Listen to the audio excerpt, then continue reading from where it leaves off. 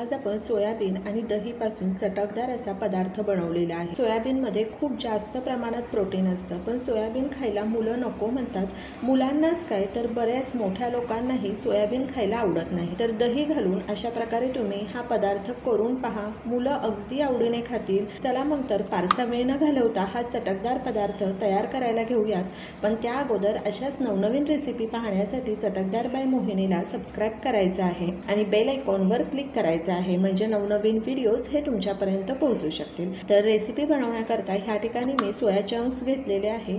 Soya chunks हे मी छोट्या आकाराचे घेतलेले आहे। तुम्हाला हवे असेल तर मोठ्या आकाराचे वापरले तरी चालेल। पाणी गरम करायला ठेवलेले आहे। पाण्याला उकळी आलेली आहे। त्यामध्ये अर्धा चमचा मीठ घालायचं आहे।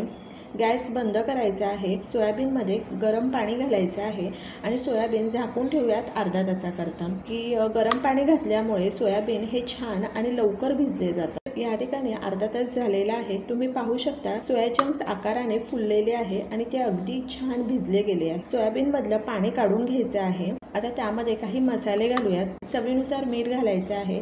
अर्धा चमचा हळद घालूयात। अर्धा चमचा मिरची पावडर, अर्धा चमचा कांदा लसूण मसाला घालायचा आहे आणि 2 चमचे मंचुरियन मसाला घालूयात आणि 2 ते 3 चमचे मैदा घालायचा आहे आणि अर्धी वाटी दही घालूयात। अर्धा चमचा आलं लसूणची पेस्ट घालूयात आणि हे सर्व छान मिक्स करून घ्यायचं आहे। वेळ असेल तर अर्धा तासाकरता मॅरिनेट केलं तरी चालेल, पण मी अगदी 5 मिनिटाकरता ह्याला छान मुरू दिलेला आहे। आणि आता आपण हे फ्राय करायला घेऊ।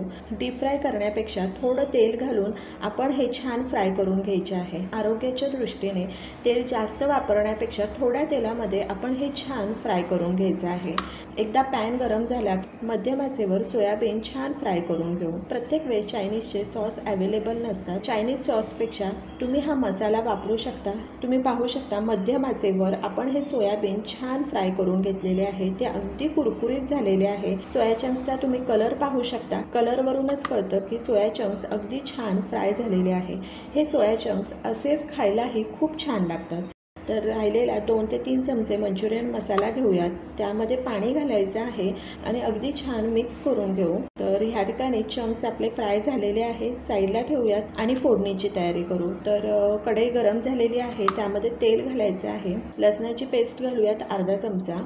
हिरवी मिरची घालायची आहे।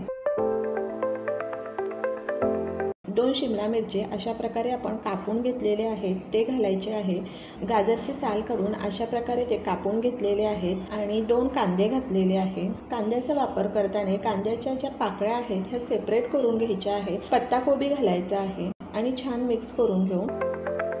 अर्धा चमचा मीठ घालायचं आहे। अर्धा चमचा मिरची पावडर घालूयात। हळद घालूयात अर्धा चमचा। मध्यम आचेवर हे सर्व छान मिक्स करून घेऊ आणि मंद आचेवर 5 मिनिटाची वाफ काढूयात।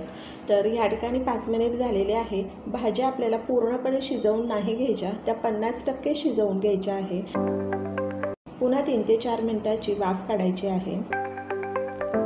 या ठिकाणी तुम्ही पाहू शकता भाज्या 50% छान शिजलेल्या आहेत। आता मंचुरियन मसाल्याचं जे पाणी केलेलं आहे ते घालायचं आहे। तर आपल्याला सोया चिली ही अगदी पातळ नाही बनवायची, त्यामुळे आपण पाण्याचं प्रमाण हे कमी ठेवायचं आहे। खूप सारा पत्ताकोबी घालायचा आहे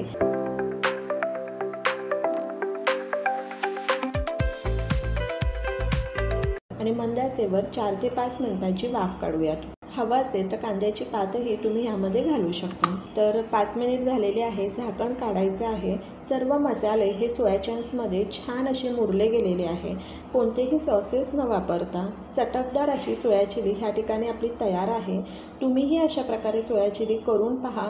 सोया चिलीमध्ये आपण तेलाचं प्रमाण हे खूप कमी ठेवलेलं आहे। खूप साऱ्या भाज्या घातलेल्या आहे आणि सोयाबीनमध्ये खूप सारे प्रोटीनही असतात, त्यामुळे ही हेल्दी डिश तुम्हीही करून पहा आणि मला सांगा कशी वाटली ते। तर अशाच नवनवीन आणि चटकदार रेसिपी पाहण्यासाठी चटकदार बाय मोहिनीला सबस्क्राइब करायचं आहे आणि बेल आयकॉनवर क्लिक करायचं आहे, म्हणजे नवनवीन व्हिडिओज हे तुमच्यापर्यंत पोहोचू शकतील। आणि वेळात वेळ काढून तुम्ही माझी ही रेसिपी पाहिली तर त्यासाठी तुमचे खूप खूप खूप धन्यवाद। पुन्हा भेटूया अशाच एका नवीन रेसिपी बरोबर।